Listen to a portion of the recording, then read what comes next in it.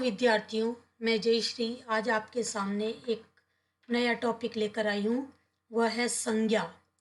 यह एक टॉपिक जो है सबको मालूम है, बहुत ही सरल टॉपिक है, लेकिन इससे संबंधित कई प्रश्न कई प्रतियोगी परीक्षाओं में भी आते हैं और कक्षा 3 से लेकर 10वीं 12वीं तक भी बहुत सारे प्रश्न इससे लेकर संज्ञा को लेकर आते हैं।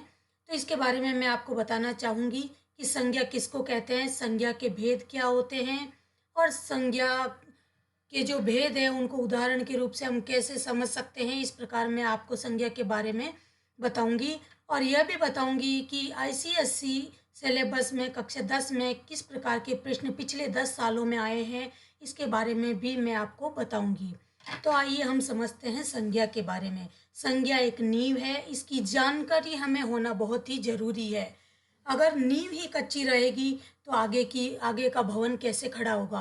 तो इसीलिए हमें आज नींव पक्की करनी है, संज्ञा के बारे में जानकारी लेनी है।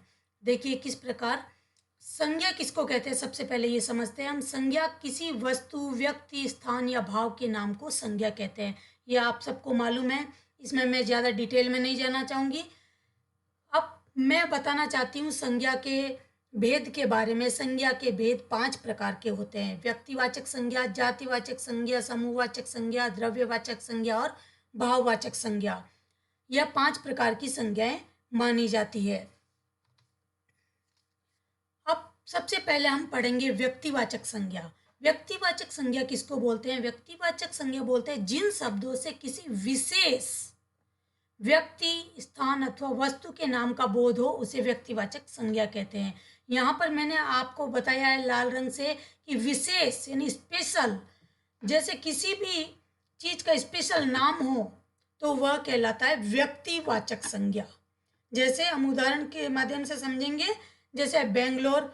अब हम अगर एक शहर का नाम बोले, बेंगलोर, जयपुर, दिल्ली, तो हमें यह पता चलता है हम उसी चीज़ के बारे में बात कर रहे हैं, दिल्ली के बारे में ही बात कर रहे हैं, हम जयपुर के बारे में ही बात कर रहे हैं। तो यहाँ पर हमें पता चलेगा जब विशेष व्यक्ति या स्थान के नाम या वस्तु के नाम का बोध हो, वहाँ पर व्यक्तिवाचक संज्ञा होती है। जैसे हम यह कहेंगे यह आदमी है, आदमी तो खूब सारे हैं, लेकिन अगर हम ये बोलते हैं प्रधानमंत्री श्री नरेंद्र मोदी जी बहुत ही अच्छे व्यक्ति है, तो हम किसके बारे में बात कर रहे हैं?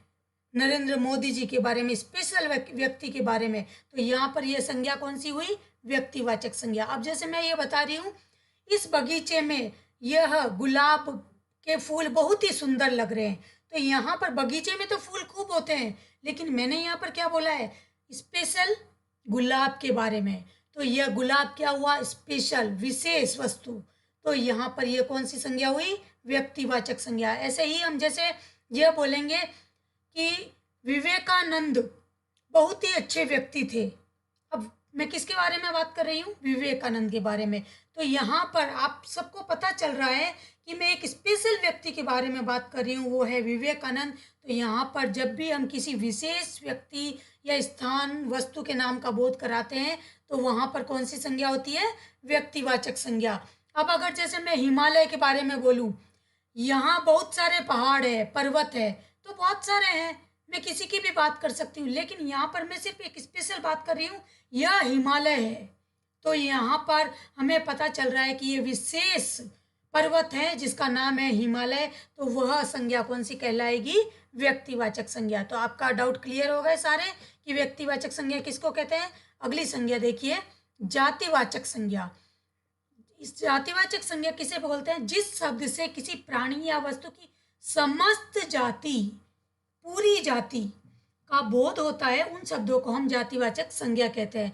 यहाँ पर समस्त जाति से क्या मतलब है? जैसे मैं अगर ये बोलती हूँ ये लड़के खेल रहे हैं, तो मैं किसके एक के बारे में नहीं कह रही हूँ कि ये राम है या ये मोहन है या श्याम है, मैं सब लड़कों के बारे में बात कर रही हूँ कि लड़के खेल रहे हैं, कि सारे के सारे लड़के हैं और इन सब के बारे में बात हो रही है। तो जहाँ पर सारी जाति के बारे में, सारे जन के बारे में बात हो रही है, तो वहाँ पर कौन सी संज्ञा होगी? जातिवाचक संज्ञा। अब जैसे मैं ये बोलूँ ये लड़कियाँ पढ़ रही है, तो मैं किसी एक लड़की के बारे में नहीं कह रही हूँ, मैं यहाँ सारी लड़कियों के बारे में कह रही हूँ। तो यहाँ पर ये सारी जो लड़कियाँ हैं उसमें कौन सी संज्ञा होगी? समस्त जाति का बोध होता है तो वह संज्ञा होगी जातिवाचक संज्ञा। अब जैसे मान लो मैं ये बोल रही हूँ कि बगीचे में खूब सारे वृक्ष हैं, खूब सारे पेड़ हैं, तो अब मैं न तो पीपल के पेड़ की बात कर रही हूँ, ना नीम के पेड़ की बात कर रही हूँ, ना आम के पेड़ की बात कर रही हूँ, मैं सारे के सारे पेड़ों की बात कर रही हूँ। तो यहाँ पर सारे पेड़ बोला है तो वहाँ पर वो एक जाति हो गई, मतलब सारे हो गए, तो इसका मतलब वहाँ पर कौन सी संज्ञा हो गई? जातिवाचक संज्ञा। समझ गए ना आप कि जातिवाचक संज्ञा किसे कहते हैं? अब अगली संज्ञा है भाववाचक संज्ञा। यह एकदम स्पेशल संज्ञा है, इससे संबंधित बहुत सारे प्रश्न पूछे जाते हैं परीक्षाओं में। खासकर भाववाचक संज्ञा के बारे में ही 10वीं क्लास में पिछले 10 सालों से हर बार प्रश्न आए हैं, तो ध्यान से देखिएगा। और कई और प्रतियोगी परीक्षाओं में सिर्फ इसी के बारे में पूछा गया है, तो इसका आप ध्यान देखिएगा। जिस संज्ञा शब्द से पदार्थों की अवस्था, गुण, दोष, भाव या दशा या धर्म आदि का बोध हो उसे भाववाचक संज्ञा कहते हैं। अब समझ में नहीं आया, अब कैसे समझे इसको? तो इसको समझने का बहुत अच्छा तरीका है कि आप ये समझ ले कि जिसे छू न सके वह है भाव। ये जैसे इमोशंस, मन के भाव, मन के विचार या फिर इमोशंस, वो सब क्या कहलाते हैं? भाववाचक। जैसे मैं ये कह रही हूँ कि यह लड़का बहुत होशियार है, होशियार है, तो यहाँ पर होशियार क्या हो गया? उसका भाव हो गया, भाववाचक संज्ञा बन गई। अब मैं मान लो मैं ये बोल रही हूँ यह लड़का बहुत ही मधुर नींद में सो रहा है, मीठी नींद ले रहा है, तो यहाँ पर मीठी नींद क्या हो गई? उसका भाव हो गया, तो यहाँ पर यह भाववाचक संज्ञा होगी। अब जैसे मान लो हैवानियत है, मनुष्यता, देशभक्ति, मिठास, ये सब क्या है? भाव है। अच्छा, अच्छा विशेषण है, लेकिन अच्छा का भाव क्या हो गया? अच्छाई। तो यहाँ पर अच्छाई क्या हो गया? भाववाचक संज्ञा। जैसे तुम्हारे वचनों में तो बहुत मिठास है, अब मैं यहाँ पर क्या बात कर रही हूँ? वचनों में बहुत मिठास है, तो यह वचन का भाव हो गया है कि उसमें बहुत ही मीठापन है, तो यहाँ पर यह क्या संज्ञा बन गई? भाववाचक संज्ञा। इससे संबंधित मैं और डिटेल में आपको आगे समझाऊंगी, इसलिए अंत तक आप इस वीडियो को देखिएगा। अगली जो संज्ञा है वो है संज्ञा समूहवाचक संज्ञा। समूहवाचक संज्ञा में क्या होता है? जब किसी संज्ञा शब्द से व्यक्ति या वस्तु के समूह का बोध होता है तब उसे समूहवाचक संज्ञा कहते हैं। कैसे समझे जाए इसको? हम उदाहरण के माध्यम से समझेंगे इसको कि जहां पर भी एक ग्रुप की बात की जाए, ग्रुप कहाँ होता है? जैसे कोई परिवार है, उसमें मम्मी पापा दादा दादी सब और भी परिवार के कई लोग होते हैं, तो वो एक ग्रुप हो गया, तो वो क्या हो गया? समूहवाचक संज्ञा। अब जैसे मैं बात करूं सेना, तो सेना में मैं किसी एक सैनिक के बारे में बात नहीं कर रही हूँ, यहाँ पर जितने भी सैनिक हैं उन सबको मिलाकर क्या बन गई? एक सेना। तो वहां पर कौन सी संज्ञा हो गई? समूहवाचक संज्ञा हो गई। अब जैसे मैं बोल रही हूँ भीड़, यहाँ भीड़, भीड़ का मतलब बहुत सारे लोग हैं, और उन लोगों में खूब सारे लोगों को एक ही नाम से कैसे जाने जा सकता है? भीड़ के नाम से। तो वह वहां पर क्या हो गई? समूहवाचक संज्ञा।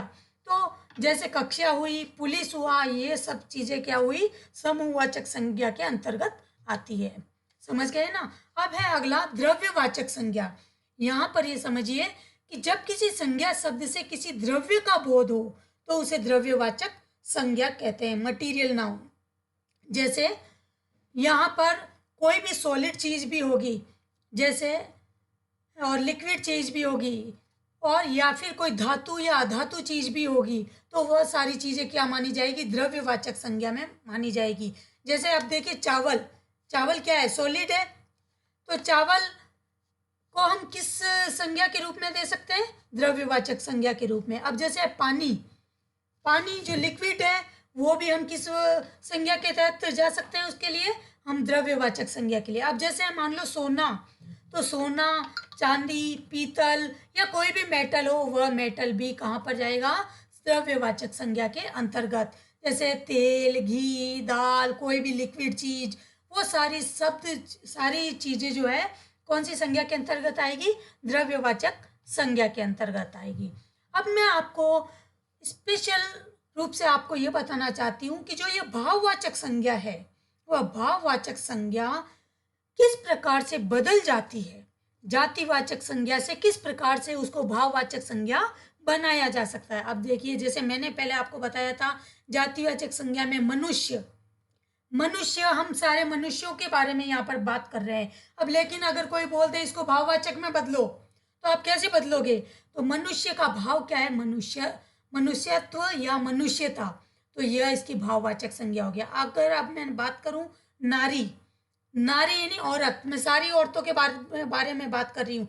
लेकिन जब इस जातिवाचक संज्ञा को अगर हमें भाववाचक संज्ञा में बदलना है, तो हमें यहाँ पर क्या बताना होगा? नारी का बन गया नारित्व। क्या बन गया? नारित्व।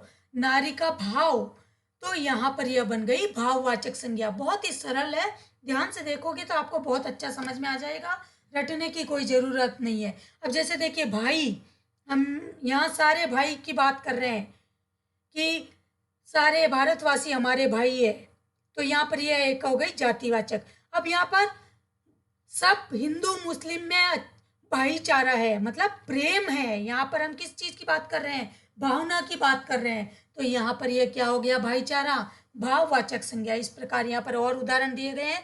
अतिथि यानी मेहमान, यहाँ पर कोई भी मेहमान हो सकता है। अब उसकी जो भावना है, मतलब आतिथ्य, जो हमारे घर आए हैं उनमें आतिथ्य की भावना यानी मेहमान नवाजी की जो भावना है वो कहलाती है आतिथ्य। तो ये सब क्या कहलाएगी? भाववाचक संज्ञा। तो किस प्रकार से हमने जातिवाचक संज्ञा को भाववाचक संज्ञा में बदल दिया। और भी हम किस तरीके से भाववाचक संज्ञा में बदल सकते हैं? देखिए, जैसे सर्वनाम हो कहीं दिया हुआ, आपके प्रश्न आ सकता है कि इस सर्वनाम को भाववाचक संज्ञा में बदलो, तो आप कैसे बदलोगे? आप सर्वनाम तो जानते ही होंगे। सर्वनाम किसे कहते हैं? संज्ञा के स्थान पर काम आने वाले शब्दों को सर्वनाम कहते हैं। अब ये डेफिनेशन तो आपको पता ही है, ये प्राइमरी में भी आपने पढ़ा है, मिडिल में भी पढ़ा होगा, और अब सेकेंडरी में भी आप पढ़ोगे और आगे भी पढ़ोगे। ये आपको एकदम कॉन्सेप्ट क्लियर होगा आपका। अब देखिए, जैसे निज यानी मेरा, अपना, निज को अब भाववाचक संज्ञा में बदलना है तो क्या बदलेंगे हम? निजत्व यानी अपना। अब देखिए, जैसे पराया, परायापन। पराया क्या है? सर्वनाम है, और पराया में जो भाव है वह हम भाववाचक संज्ञा बदलने के लिए क्या लगाएंगे? पन, परायापन। जैसे अपना है, मेरा, अपना, ये सब क्या कहलाते हैं? सर्वनाम कहलाते हैं। स्व, मम, ये सब सर्वनाम कहलाते हैं। मम यानी मेरा, और इसकी जो भावनाएं होगी वह क्या होगी? मम से ममत्व यानी अपनापन, ममता, माँ की ममता, यह सब भाव बतलाते हैं। तो यहाँ पर हम इन सर्वनामों को भी भाववाचक संज्ञा में परिवर्तन कर सकते हैं। अगला देखिए, विशेषण से किस प्रकार से भाववाचक संज्ञा में हम परिवर्तित कर सकते हैं। विशेषण जानते हो, संज्ञा और सर्वनाम की विशेषता बताने वाले कहलाते हैं शब्द विशेषण। क्या कहलाते हैं? विशेषण। जैसे राम एक अच्छा लड़का है, तो यहाँ पर अच्छा लड़का किसकी विशेषता है? राम की विशेषता है। तो यहाँ पर अच्छा क्या हो गया? विशेषण। अब ये तो है विशेषण अच्छा, लेकिन इसकी भावना को बदलना है, भाववाचक संज्ञा में बदलना है। तो अब हम उसमें क्या लिखेंगे? अच्छा को बदल देंगे हम अच्छाई में, कि उसकी अच्छाई देखिए, राम की अच्छाई देखिए। तो मतलब यहाँ पे राम की जो अच्छाई है, अच्छाई क्या बन गई यहाँ पर? भाववाचक संज्ञा। जैसे वह व्यक्ति बहुत उदार है, तो या भगवान राम बहुत उदार है, तो उदार है तो उनका विशेषण हो गया, उनकी विशेषता हो गई। लेकिन अगर हमें उसे भाववाचक संज्ञा में बदलना है तो हम क्या बोलेंगे?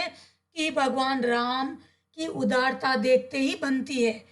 तो हमने उनकी, राम की भावना जो है उदारता में, उदार को हमने किसने बदल दिया? उदारता में। तो यह बन गई भाववाचक संज्ञा। उसी प्रकार देखिए कि भगत सिंह एक बहुत बड़े देशभक्त थे, तो यहाँ पर भगत सिंह की विशेषता क्या थी? वो देशभक्त थे। और अगर हम उसी को भाववाचक संज्ञा में बदलना चाहेंगे तो हम क्या, किस रूप में बदलेंगे? देशभक्त को क्या बदल देंगे? देशभक्ति में। कि हमारे सेना के लोगों की देशभक्ति का जवाब नहीं। तो यहाँ पर हमने उनकी भावनाओं के बारे में बताया है। जहाँ पर भी भावनाएं हो, भाव हो, वहाँ पर बन जाती है भाववाचक संज्ञा। जैसे है भूखा, यह आप इसमें ध्यान से देखिए, यहाँ पर भूखा व्यक्ति बताया है। जैसे वह भिखारी बहुत भूखा है। अब भिखारी की विशेषता है कि वह भूखा है, तो यह उसका विशेषण कहलाता है। लेकिन अब भूखा से जो भाववाचक संज्ञा बनेगी, उसका भाव क्या होगा? वह होगा भूख। यहाँ पर उसको बहुत जोरों से भूख लगी है, तो यहाँ उसका भाव हो गया है। तो विशेषण से इस प्रकार से भाववाचक संज्ञाओं में हम आसानी से बदल सकते हैं। अब देखिए अगला, क्रिया से भाववाचक संज्ञा में कैसे बदलेंगे? क्रिया, क्रिया का मतलब आप जानते हैं, काम करना। कोई भी काम करना, इस दुनिया का कोई भी काम हो वह क्या कहलाता है? क्रिया, वर्ब। ठीक है, उसको हमें बदलना है भाववाचक संज्ञा में। कैसे? जैसे हारना, खाना, पीना, रोना, हंसना, जागना, उठना, काटना, ये सब क्या है? क्रिया, काम करना। तो इसको भाववाचक संज्ञा में कैसे बदलेंगे? जैसे हारना, हारना एक क्रिया है और उसका भाव क्या है? हार, मतलब हार जाना। अब जैसे क्रिया है हंसना, यहाँ पर हंसने का काम करे, वह लड़का हंस रहा है, ये तो है उसका काम। अब उसकी हंसी बड़ी मधुर है, तो यहाँ पर क्या हो गया? हंसना को हमने किस में बदल दिया? भाववाचक संज्ञा में, हंसी। अब जैसे देखना कि रोना, छोटा बच्चा बहुत रो रहा है, तो यहाँ पर छोटे बच्चे का क्या काम है? रो रहा है, रोना उसका काम है, तो यहाँ उस क्रिया हो गई। लेकिन उसको भाववाचक संज्ञा में बदलना है, तो हम क्या लिखेंगे कि उसकी रुलाई तो देखी ही नहीं जा रही, इतना जोर जोर से वह रो रहा है, तो वह उसका क्या हो गया? भाव हो गया। तो इस प्रकार हम क्रिया से भाववाचक संज्ञा में परिवर्तन कर सकते हैं। यहाँ पर 4 तरीके से हम भाववाचक संज्ञा में परिवर्तन करना मैंने सिखाया आपको। संज्ञा, सर्वनाम को विशेषण से, क्रिया से, जातिवाचक संज्ञा से, सब में हम भाववाचक संज्ञा में परिवर्तित कर सकते हैं। मैं आपको बताना चाहती हूँ कि आईसीएसई सिलेबस क्लास 10th में पिछले 10 सालों में कौन कौन से प्रश्न आए भाववाचक संज्ञा से संबंधित, कि किस प्रकार उन्हें बदलना है, जातिवाचक से भाववाचक में, सर्वनाम से भाववाचक में, विशेषण से भाववाचक में और क्रिया से भाववाचक में किस प्रकार बदलना है। तो देखिए किस प्रकार के प्रश्न आपके आए हैं। 2010 में आया है उड़ान, यहाँ पर यह भाववाचक संज्ञा है, उड़ना को बदलना था उड़ान में। यहाँ पर 2011 में भी वही सेम क्वेश्चन आ गया है, देखिए। और अगले 2012, 13, 14, 15, 16 में भी इस प्रकार के कई प्रकार के प्रश्न आए, मैंने आपको आगे समझाया है। तो उसी के आधार पर आप इनको भाववाचक संज्ञा में बड़े ही आसानी से बदल सकते हैं। जैसे देखिए 2019 में देखिए यहाँ पर सफ़ेद, सफ़ेद को भाववाचक में बदलिए, तो वहाँ पर आपको लिखना था सफ़ेदी। युवा, युवा को बदलना है भाववाचक संज्ञा में, तो हम क्या लिखेंगे? यौवन। हिंसक को यो भाववाचक संज्ञा में बदलेंगे, तो हम लिखेंगे हिंसा। जागना, यह एक क्रिया है, देखिए जागना, और अब क्रिया को भाववाचक संज्ञा में बदलने के लिए दे दिया है, तो यहाँ पर हम जागना का क्या बना देंगे? जागरण। इसी प्रकार हम 10 सालों के प्रश्नोत्तर हम आगे देख सकते हैं। Thank you. अगर आपको मेरा यह वीडियो अच्छा लगा हो तो आप लाइक और सब्सक्राइब करें, ताकि मैं और अच्छे अच्छे वीडियो आपके लिए बना सकूं। धन्यवाद।